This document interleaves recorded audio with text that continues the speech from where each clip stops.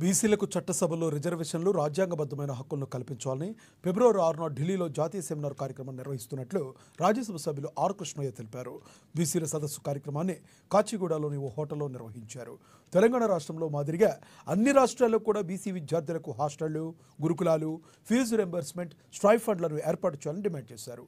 ఢిల్లీలో జరిగే సెమినార్ కార్యక్రమానికి ఆంధ్రప్రదేశ్, కర్ణాటక, తమిళనాడు, మధ్యప్రదేశ్, ఒరిస్సా, ఇతర రాష్ట్రాల నుండి పార్లమెంట్ సభ్యులు హాజరు కానున్నట్లుగా స్పష్టం చేశారు.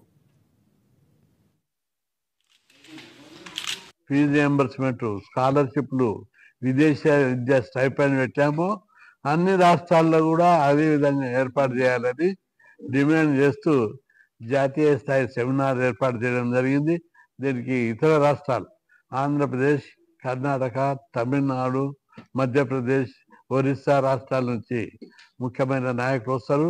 అదేవిధంగా పార్లమెంట్ సభ్యులు, అన్ని పార్టీలకు చెందిన పార్లమెంట్ సభ్యులతోటి ఏకాభిప్రాయం తీసుకురావాలనే ఉద్దేశంతో జరపడం జరుగుతుంది. దీన్ని విజయవంతం చేయడానికి అందరు ముందుకు రావాలి.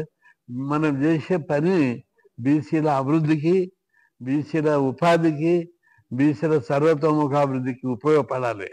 ఆ ఉద్దేశంతో 50 సంవత్సరాలతో పోరాడి 50 ఏళ్లుగా అనేక పోరాటాలు, 12,000కు పైగా పోరాటాలు చేశాం. స్వతంత్రం వచ్చిన నేపథ్యంలో ఇప్పటికి కూడా ఆర్థికంగాను పేదరికంలోనే కూరుకుపోయినటువంటి బీసీలందరికీ కూడా ఒక గౌరవం, గుర్తింపు, ఒక విలువ రావాలంటే ఖచ్చితంగా అధికారం కావాలి, అభివృద్ధి కావాలి, రాజ్యాధికారం కావాలి. వీటన్నిటితో పాటు విద్య, ఉద్యోగ, ఉపాధి, ఫీజు రియంబర్స్మెంట్ ఖచ్చితంగా ప్రభుత్వాలు ఇచ్చి తీరాలని కూడా ప్రభుత్వాలను డిమాండ్ చేస్తున్నాము.